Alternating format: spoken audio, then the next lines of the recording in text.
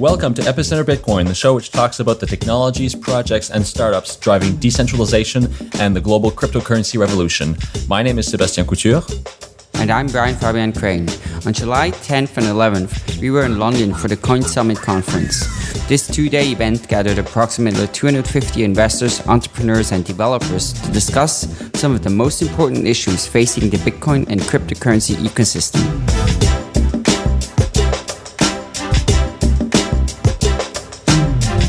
This episode features two interviews. The first is with Jonathan Levin, co-founder of Coinometrics, and he discusses transaction fees, Bitcoin economics, and the upcoming relaunch of Coinometrics. In the second interview, we talked with Peter Todd, who's a Bitcoin core developer and a consultant to a number of different projects such as Mastercoin and Dark Wallet. We discussed with him mining centralization, the state of Bitcoin development, and the economics of transaction fees.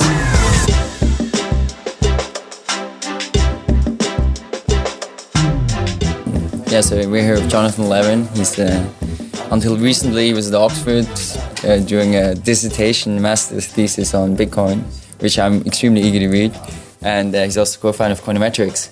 He was just presenting at the startup showcase. Perhaps to start off, do you want to introduce yourself and tell us a bit about, perhaps, let's start with your dissertation. Sure. So, we know each other. We've been on the podcast before, but Jonathan Levin, for the people that haven't listened, Jonathan Levin, I was doing an economics master's at Oxford, and I wrote about the economic incentives that are introduced in a system that spends time away from consensus. So we know that Bitcoin has been designed as this really elegant computer science solution to the Byzantine generals problem, but that does mean that although we come to consensus about what transactions have happened, we do spend time as a network away from that state. And what that means is that So are you talking about the time after a block, the time between a block is mined and the next block? Is that so the time between a block is found on the network and the time at which everyone now finds out about that new block. Yeah. So when a miner finds a block, they individually find it and they tell, say, 8 peers about the block. And then those 8 peers verify that the miner has done it's got the right proof of work and all the transactions in it are valid.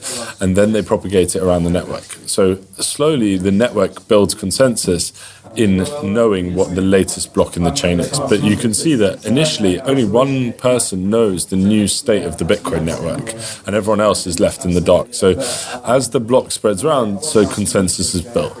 And essentially that means some interesting things on the mining side. So my thesis was about, well, what does that information delay mean for someone who is trying to mine a block? And if blocks that are larger propagate slower, is that costly for the miner? And what I found was that basically the marginal cost of including a Bitcoin transaction in a block was proportional to the information delay that the network is experiencing. What did you find was the marginal cost of including a transaction? Yeah, so you need to make a couple of assumptions to make some progress here.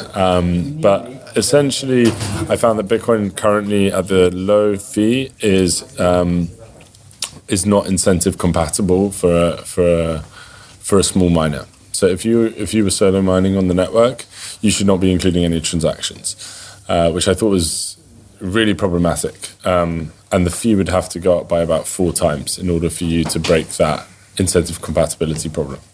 4 times is not that much. I mean, it's then 20 cents on a transaction. I was interesting because I was asking Gavin. I was talking with Gavin at the Amsterdam conference. Yeah. And I asked him something very similar, and he said, according to his calculation, maybe he uses some other method. He said he thinks it's 10 cents, the marginal cost of including one transaction. Yeah. So Gavin uses the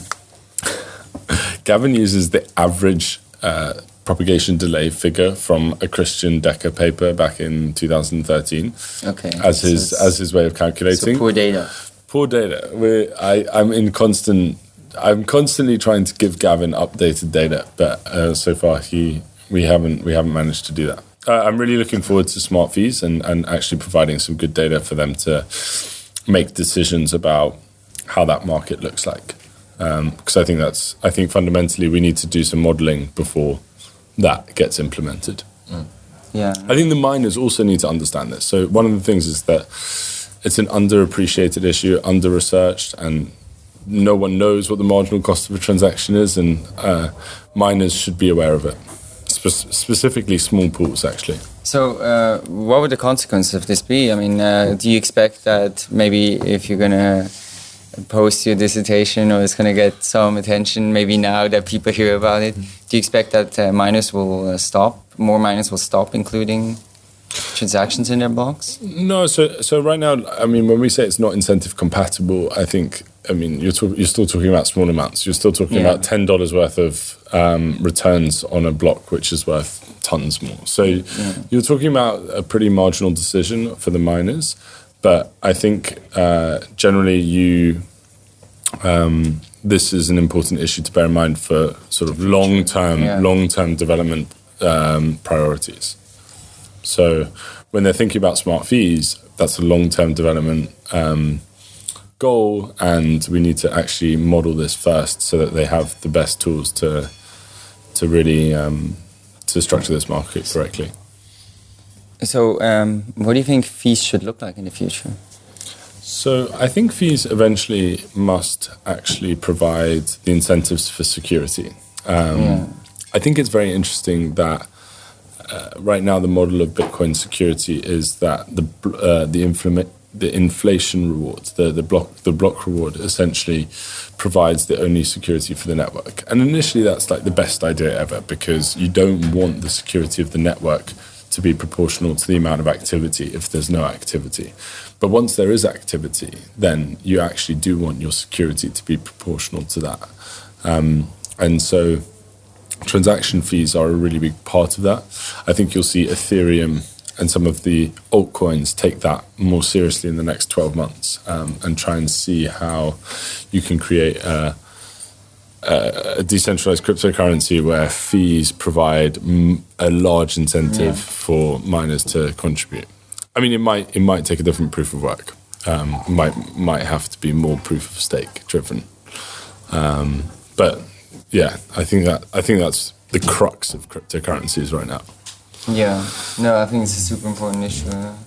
And so you think that some of these other currencies, like Ethereum or this Bitcoin 2.0 stuff, can solve some of these problems? Yeah, so I mean, like I've been reading a bunch of stuff that Vitalik has been up to recently. I'm quite encouraged that he's thinking very hard about how transaction fees should incentivize security. But I think that...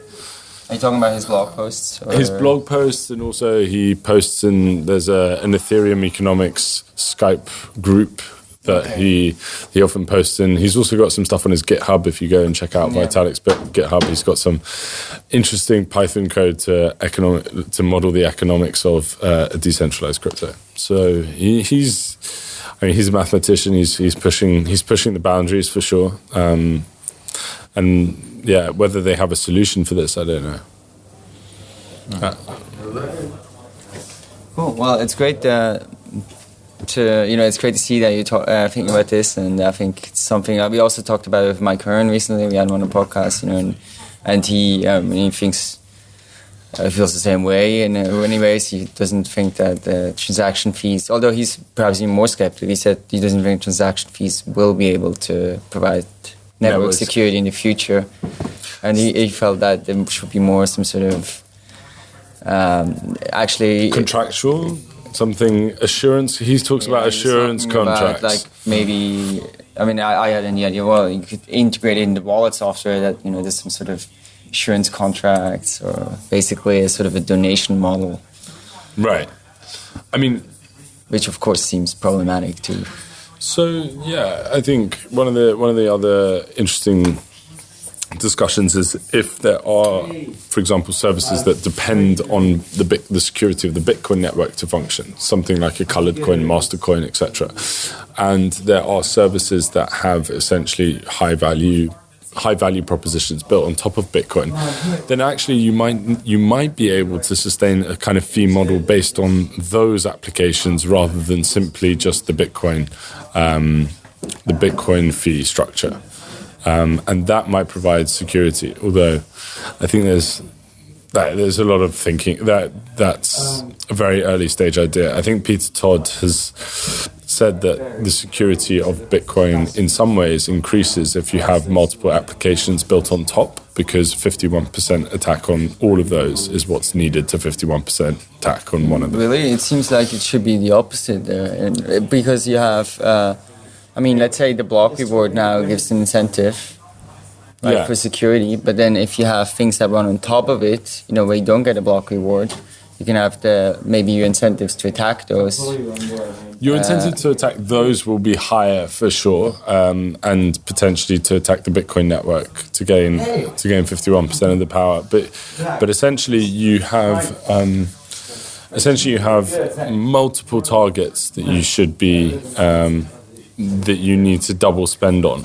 In order to make the attack worth it. So each one of those is going to provide a level of security, and in order to attack one of them, you're going to have to have the capability to sort of overcome the security that's provided by all the services. So let's just be simple. So you've got Bitcoin.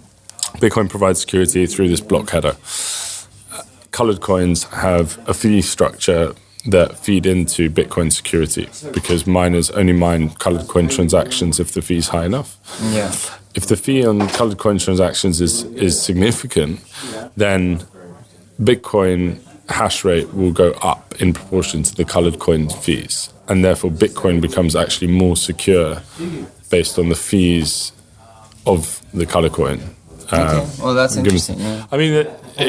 Yeah. There's obviously attack vectors. So it's the incentive to attack colored coins, I think, is a very big issue. So double spending on a colored coin transaction might be really easy if they're based on the Bitcoin blockchain, but double spending a Bitcoin transaction becomes less likely if a colored coin is implemented on top of the Bitcoin blockchain.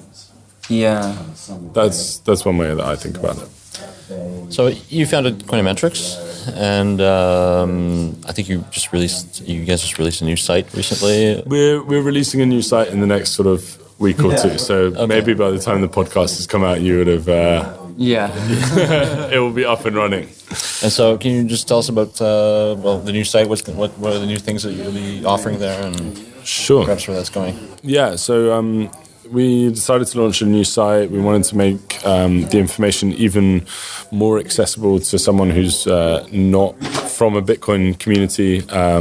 We launching a industry-grade price index that has 4 quantitative rules attached to it, rather than qualitative rules that we see in all the other indexes today. Can you just explain what that means? Yeah. So essentially, what you want from an index is you want to try and capture the fair market value of a Bitcoin today. And now that's a very subjective question, and people have implemented price indices during the Mt. Gox kind of saga, and all of those price indices were designed in such a way so that you could basically create an index that excluded Mt. Gox. They set some rules saying you've got to be able to process transactions like this, or you've got to be able to do stuff like that. And essentially that doesn't give you great transparency moving forward, because you don't know how often that criteria is applied. You're not sure if that criteria is going to change next week based on some other exchange that comes along that behaves quite strangely. And the only way to really do this is actually to look at the numbers and say, does this exchange, does it behave in the same way that the market is currently behaving? And that's a statistical question rather than a qualitative question. And so what we did was we sat down and we thought, well, okay, we need a certain amount of volume on the index in order to have sort of price discovery. We also don't want its price to be consistently different from the median in the market. We also don't want its change in price to move very differently to the rest of the market in any given time period. So we apply that on a weekly basis at the moment. We update that every day as it currently stands. We take a volume-weighted last price. So the last price traded on an exchange is weighted by the 24-hour volume on that exchange in our current calculation. And we also have a final rule that kind of is a black swan rule, where we say that if anything goes absolutely mad on any of the exchanges, they automatically get dropped off. So if you apply those criteria and go back, would Mt. Gox have been excluded, and from what point on? Yeah, so actually you'll see, according to our criteria, exchanges go in and out a little bit. There was like a period where Mt. Gox was diverging in like sort of October time, and they then get cut off our index. But it happens and then in February, I mean, they get dropped off as well. But if you were tracking Mt. Gox throughout, a lot of the indexes were tracking Mt. Gox throughout the whole thing. And I think that's problematic because there were obviously signs that stuff was going wrong. And it was somewhat of an isolated market. So our price index looks quite smooth throughout that time. And any traders who were sort of using our index would be able to apply the same criteria that we apply. We apply it consistently, so they would know when Mt. Gox was going to be excluded.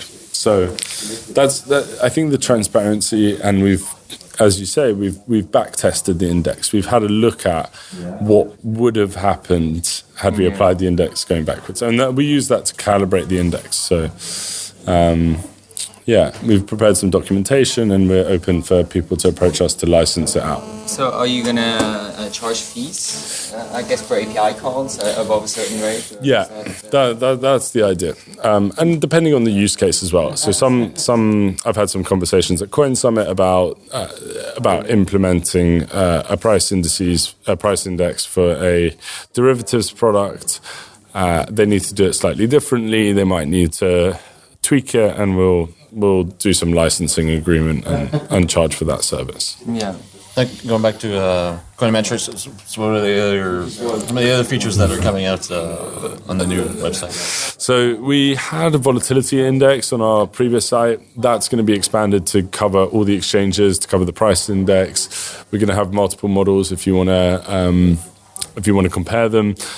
We're going to have some products, probably not on the website, but if you are a derivatives platform and you need to do some volatility modeling to know whether you can offer 10x leverage, then we can help you out and figure out whether that's a good idea or whether that's going to blow your bank. So those are a couple of the features. We're doing some more blockchain analysis at the moment.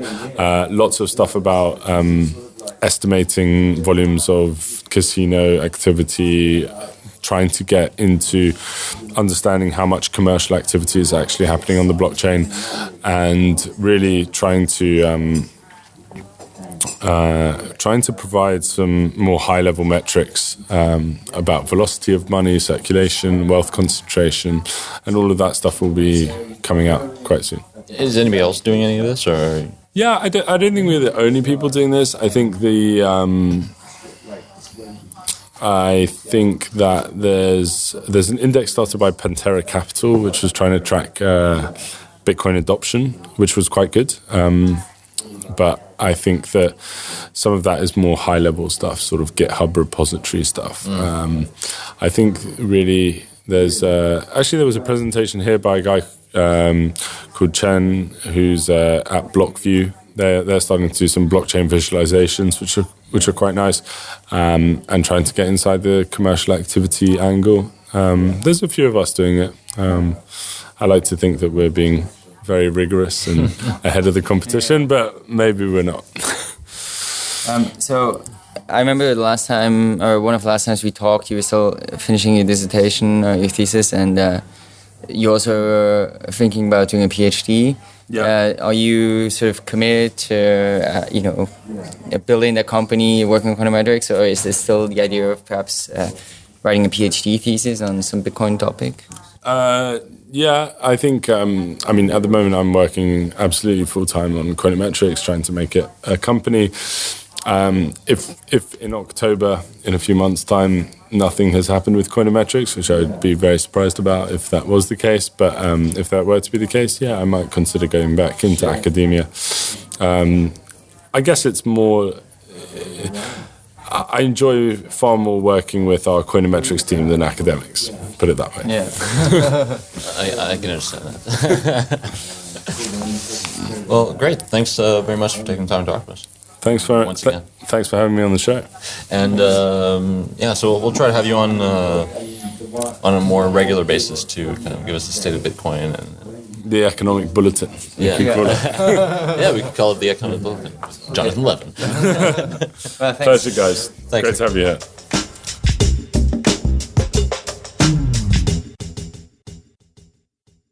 So we're here with Peter Todd, who's a Bitcoin core developer, and who just wrapped up a talk about Bitcoin mining and the risk of a 51% attack. Can you just kind of give us a brief summary of what was said and your thoughts on the state of mining right now? Yeah, well, I think what's interesting about the ghash.io situation is, on one level, I think it really does show that the underlying incentive structure behind Bitcoin is flawed. We should not have a system which has incentives for people to get to 51%. And indeed, the system should have disincentives for people to get to 51%. Even if ghash.io was completely honest and, they were not going to attack Bitcoin, the reality is they can get hacked, they can get coerced, they can turn evil later. Not to mention, it's not good PR to go and say, well, in reality, actually, one person controls most of the network. So it's certainly something we need to fix long term. In the short term, though, I think there's rough consensus among people in the mining community, people in the pool community, that we just have to really agree to limit how big pools are, which is on a voluntary basis, but in the short term, that's the kind of thing that has worked before and I think will work again. And in the long term, well, we're researching technical solutions. And so what are some of those potential technical solutions? I mean, are there propositions out there to limit mining so that the network will, like you say, disincentivize people from, or disincentivize pools from reaching this critical mass? So there's a couple different mechanisms here. Maybe the first one to go speak of is the actual process of solving the math problem that Bitcoin blocks need solved to exist, which is the hashing. And essentially, of course, hashing, you plug in some hashing power, you turn electricity into math problems and heat. And the nice thing about this is on a physical level, that's guaranteed to be decentralized at some level. Because useful things you can do with the heat to run this hashing power at the lowest possible cost, that is not an opportunity that exists in one place. If I'm heating my greenhouse, well, there's a lot of greenhouses around the world, and there's going to be thousands of people making use of waste heat from mining. There's going to be thousands of people making use of pockets of cheap electricity, like wind power generation in the middle of nowhere. That's unaffordable to run power line back to civilization. Well, what can you do? You can go put some mining power at the base of your wind turbine, with a sat link. And these are all good opportunities. The problem is, currently all those people will still have an incentive to sell that hashing power to a big centralized mining pool, where you get your attacks or your incentives to control the network. And one of the things we can do is essentially make it impossible to run a pool. Andrew Miller has a very interesting idea along these lines, which is some math techniques where if I solve a block for you and you're the pool, I can then steal the reward later, and you have no way of even proving who did it or that it was done. So I want to go back to these incentives in a second, because I think I have some doubts about that. But when we talk about this idea, would there be any way of achieving a change like that? Because wouldn't the mining pools in the end have to support that, and it's really against their own interests? Well, after all, the mining pools in the network can change. One example that you could do to implement this is you would create the mining pool, lend all mining pools. And the rules are, if you want to mine at this, you got to go prove that you support this new protocol. And the moment the majority of miners agree that this is a good idea, okay, that mining pool ceases to exist. And I guess you could do some kind of crowdfunding that maybe you would even pay people to join that mining pool more. Absolutely, right? you can. Yeah, you can essentially subsidize this to end mining pools. That's a great idea, actually. No, Yeah. maybe that is feasible. Yeah, and what's interesting is this is really a political thing. This is implementing a piece of technology we're not still sure yet what exact piece of technology is the right way to do this. And when time comes to implement this, it'll really be a matter of doing the politics to get consensus that this is the right solution forward for Bitcoin. I'm sure there will be stakeholders who do not want this to happen, but it's just a matter of convincing people this is the right way forward for Bitcoin. So I wanted to come back to the thing you said about like having heat in distributed places with kind of, and I agree that factor is there, right? But if you have economies of scale on the production of the hardware itself, right, and that works against that again. Yes. And I've always, and I guess especially when you have the hardware depreciating value so quickly, it seems that those, at least at this stage, are much stronger. Maybe that will change in the future, but... Well, in the future, we can fully expect the depreciation of hardware to slow, because we went through this period in the ASIC mining business where we kept creating ASIC miners that had smaller and smaller geometries, more and more advanced types of ASICs. We went from, say, 250 nanometers to 160, now 22, which is top of the line. And you're not going to... Now we're at the point where the ASICs are manufactured with the same technology as the best chips in the world. And equally, Moore's Law, this whole computers become twice as fast every 18 months, that's actually ended. That's technological progression has ended, and we do not know what will be next. It may never advance at the same rate it does. At the same time, it is true that ASIC production is extremely centralized. There's probably a half dozen companies in the world that can make a competitive ASIC right now. Now, what kind of risk does that pose, do you think? I think it's very simple. Governments can go say, you know what, we're going to start regulating mining equipment. And even though your ASIC, who we think as mining equipment manufacturers, they're really designers who design equipment and then subcontract the actual creation of it to other companies. Yeah. And that subcontracting, so long as it's possible to go pay someone to go make an ASIC for you, we're fine. And if that gets regulated, we're not fine. I think I know some people, a company in Berlin that's very involved, has been like researching that a lot.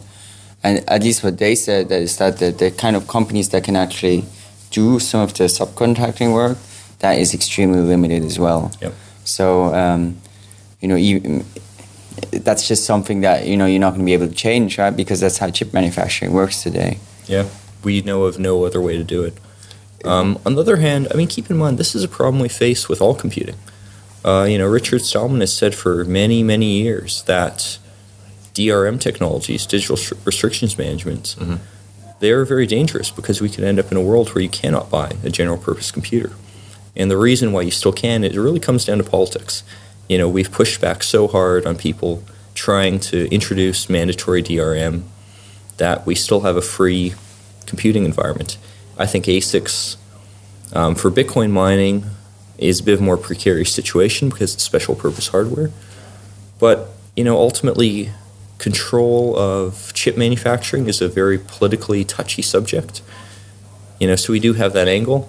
And it always comes down to the more people are involved with Bitcoin, the more beneficial uses it has for society, the harder it is for anyone to go say, you know what, we should go stop this. So what do you think is going to happen there? Because, I see the solution with the mining pool, and that's actually really interesting. I think that's something that, I think that's something that can work. It makes sense to me. But what about the mining manufacturing? Do you think we will find some solution there? Or do you think that's just too late because of the proof of work we have here? I honestly have no idea. I can kind of think in terms of what are possibilities, but if you wanted me to put a bet on it, I wouldn't really know. And I think it's too hard to know. Equally, maybe we will have some technology advancements. Hypothetically, imagine if genetic engineering got way better and we could grow ASICs in a vat. That'd be great. I don't have any clue how that could happen. I don't think any biologists have any clue how that could happen. But I don't know, maybe we'll see something that crazy. The sky's the limit. You mentioned politics quite a few times. There's been some recent discussion about internal politics within the Bitcoin core development community. We interviewed Mike Hearn a few weeks ago, and he seems to think his impression is that there is a fundamental problem right now within Bitcoin core development where developers are not getting along and development is not advancing, and essentially only one person is actually doing anything to make the Bitcoin protocol advance. So what are your thoughts on this? Do you share this view, or do you think that this is an exaggeration? I think that view is a very misguided view of how Bitcoin progresses and how Bitcoin really works. If anything, I would say that the Bitcoin ecosystem is actually advancing and progressing and developing at a faster rate than it ever has before. And, I say this on the basis of all the things people are doing with the Bitcoin protocol. You're seeing things like multisig finally get implemented through multiple different companies for different purposes. You're seeing things like escrow get implemented. You're seeing things like entire embedded consensus systems getting implemented that leverage Bitcoin to do all sorts of stuff that were never envisioned before. There's just so many ways that people are taking the Bitcoin protocol and advancing the development of it. Now, that's not to say that the Bitcoin core protocol itself is changing very rapidly, but that's okay. The analogy I would make is a web. TCP/IP doesn't change very much. It's a very slow process to implement upgrades, and that's fine. It's a core base layer that everything else is built on. But by the time you get up to web browsers, JavaScript, and so on, innovation happens very rapidly. And you should expect that kind of stack where there's base layers that are stable, less stable, till finally get the really experimental stuff. And that's what should happen. I think where Mike comes from is that, he's proposed a lot of ideas that really change Bitcoin core protocol. And there's been a lot of disagreements on whether the ideas are any good. And a lot of them have been shot down. And, what do you expect? If you propose major changes, it's going to be very hard to get consensus on it. And that's fine. You shouldn't expect Bitcoin core protocol to change much. Equally, development of refining the implementation, I would say that's, again, it's happening at a relatively rapid pace. It has to be very careful because we can make very expensive mistakes with this. It's an $8 billion industry. And predictably, people have been careful, and they've been pushing unit tests along. They've been pushing refinements to the protocol implementation along. Peter Wool, I think I got that pronunciation right. Yeah. He's done a tremendous amount of very interesting work. We had TX mutability. That was, there's many aspects of it, and a lot of them have been solved, and we're working towards solving that.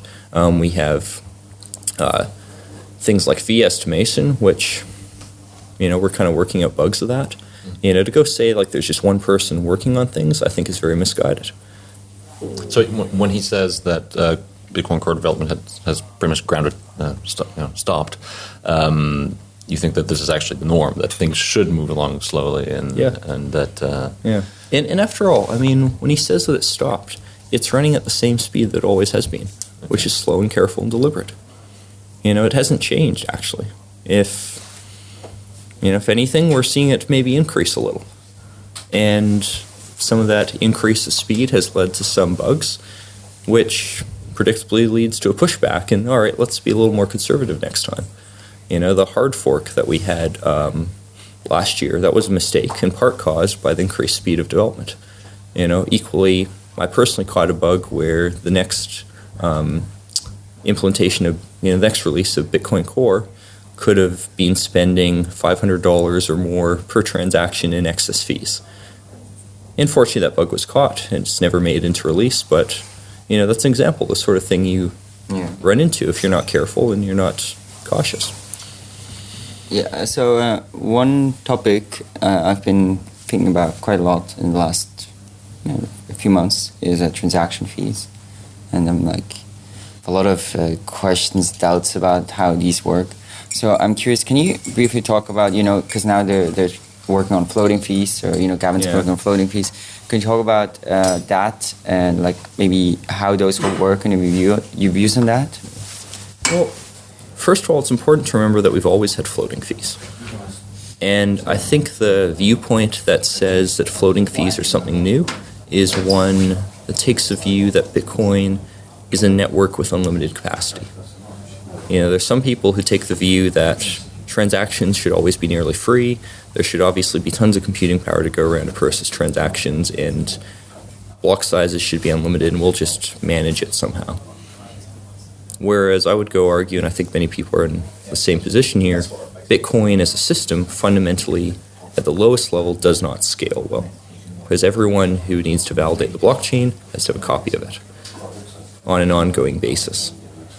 And in computer science terms, we'd call that a system with n-squared scalability, which is usually thought of as very, very poor.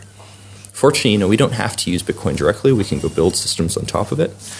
We can go build trust-free systems, like micropayment channels where, you and I can send money to each other, rapidly changing how much we send, and then all collapsing that into one transaction. And what it comes down to is fees are just a way of bidding for space in the blockchain. And you've always been able to bid what you want. With this fee estimation stuff, we're just seeing a mechanism to go estimate that. And So, right now, right, the standard way of if you have a double spending attempt, right, where you have two transactions spending the same inputs, right now the miners take the first one in general. Yeah, that's right? a separate issue, yeah. And I know you've actually wrote a patch for replaced by fee, which in my view seems to be extremely problematic, because it would destroy unconfirmed transactions, like the ability to accept unconfirmed transactions. I actually argue the opposite. What it does is it aligns incentives correctly.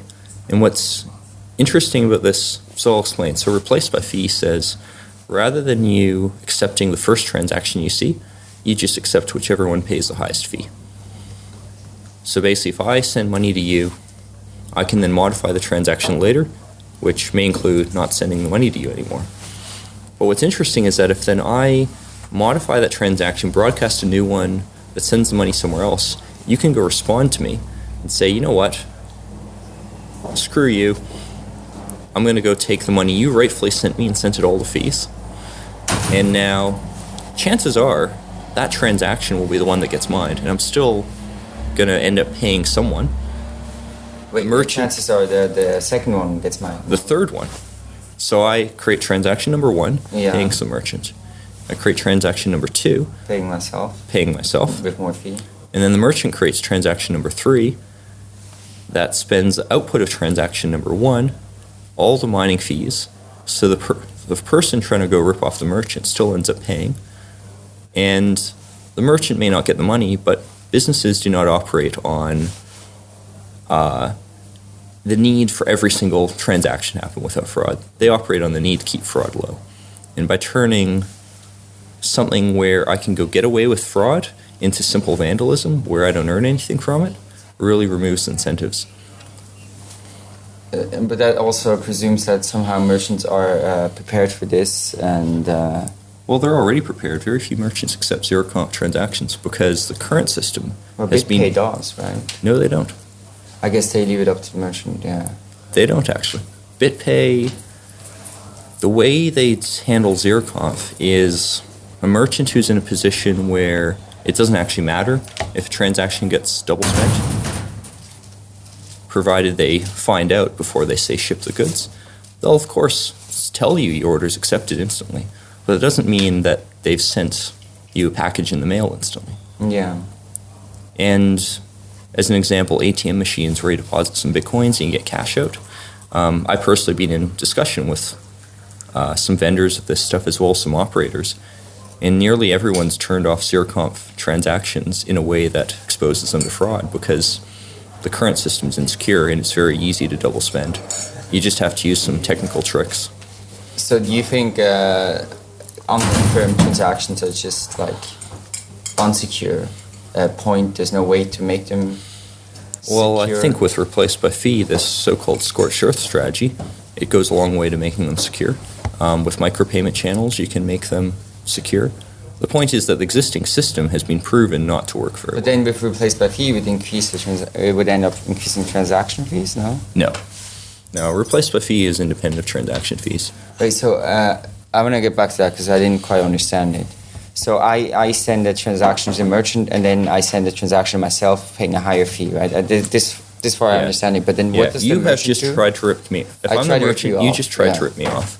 Now the merchant can respond by taking your first transaction, sending it all the fees, Yeah. which means that the merchant still doesn't receive the money, but So the wait- person trying to commit fraud doesn't gain So any benefit. what does the merchant do with the first transaction? They spend it all to fees. They spend all the fees. They spend it all to fees because they have the money. Okay. Now they spend it all to fees.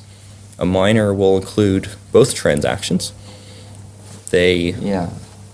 earn the benefit of all those fees, and the person trying to commit fraud has no gain. But this, if you have, recently there was this pool which I thought was very interesting, this bit undo thing, where they would have a mining pool just of miners supporting this kind, basically replaced by fee type BitUndo's thing. had nearly no traction. I know they have no traction. And what's interesting about BitUndo is if you're a mining pool operating the service, you have an incentive to tell the merchants about the double spend so you can go get more fees.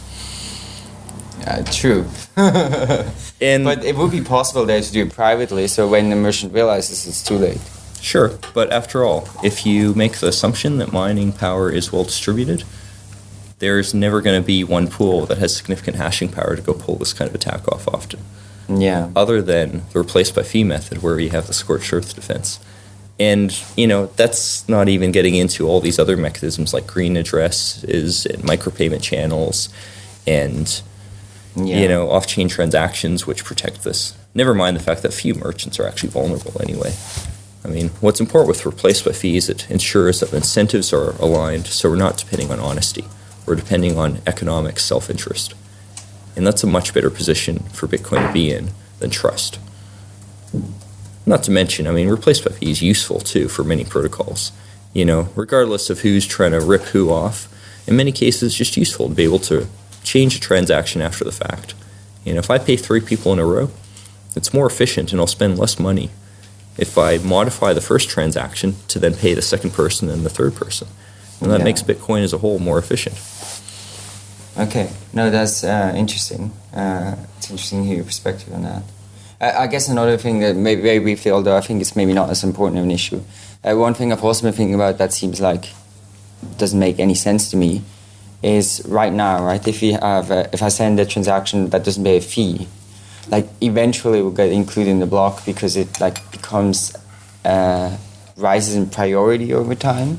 Oh, that's just a simple thing of miners giving away transaction space for free.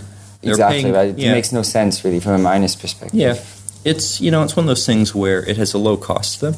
It's a very small amount of space per block Yeah. that's reserved for this. So for them to give away maybe $1 worth of transaction fees every block, Yeah. it's sort of one of those decisions where it's not even worth their time to turn that functionality off. Yeah. Some do, Yeah. but would I bother spending 5 minutes hunting down the configuration option for that? Yeah. Probably not. It's kind of an inertia thing. I wouldn't be surprised if that goes away in the future, but for now it seems to kind of just happen by inertia. Okay. Well, maybe one last thing on the transaction fees. So, do you think the way in the future we will have, maybe the block limit will become a real factor, so that we'll have blocks that are full, and people who pay less, they will have to wait for a future block with less transactions in it, or do you think that's going to? It's a misconception to think that blocks are not already full. In that there is more demand for blockchain space than there is capacity. However, that demand tends to be for extremely low value applications. So those people get priced out of the market by transaction fees. Therefore, they use other ways to transact with Bitcoin. So you mean is that correct?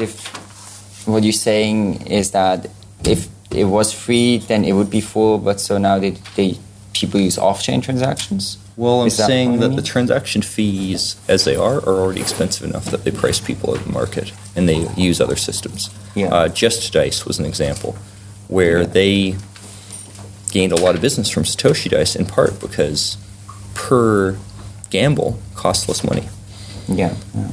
And equally, you see Coinbase to Coinbase transactions. That's actually a very common case. Someone has a Coinbase account, they pay a merchant. It's entirely off-chain. No transaction fees. And also you go see people who want to spam the blockchain with junk for advertising messages and whatnot. And what do you know? They don't get in the blockchain because they can't afford the fees. Equally, I'll also point out that there's this misconception that miners don't fill up the blocks. They're creating small blocks. You go see blocks that are nearly a megabyte all the time. There's a subset of miners who mine at theoretical capacity, so to speak, and they create nearly full blocks all the time. And to the extent that you don't see every single person doing this, well, there's not that much difference between half a megabyte and a megabyte. Yeah. When transaction fees are worth so little, again, it's an inertia thing. Why would you even turn that little knob and change things?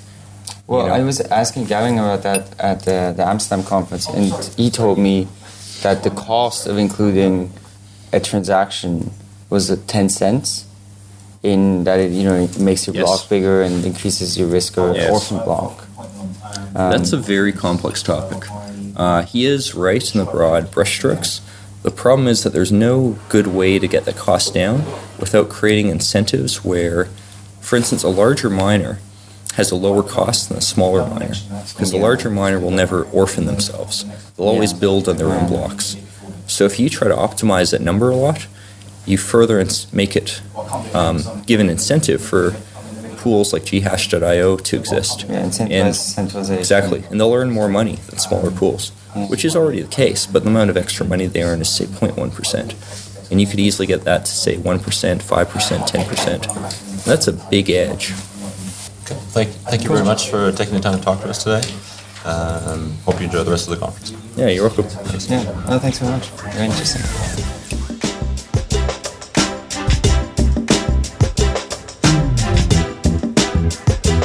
Thanks so much for listening to our coverage of CoinSummit. If you enjoyed this episode, please support us with your donation. It really helps us traveling to conferences and produce high-quality content for you. You can donate at epicenterbitcoin.com/tips, where we have our tipping addresses and also an option for donation subscriptions. Your support is much appreciated, and special thanks to those generous souls who have already donated to the podcast.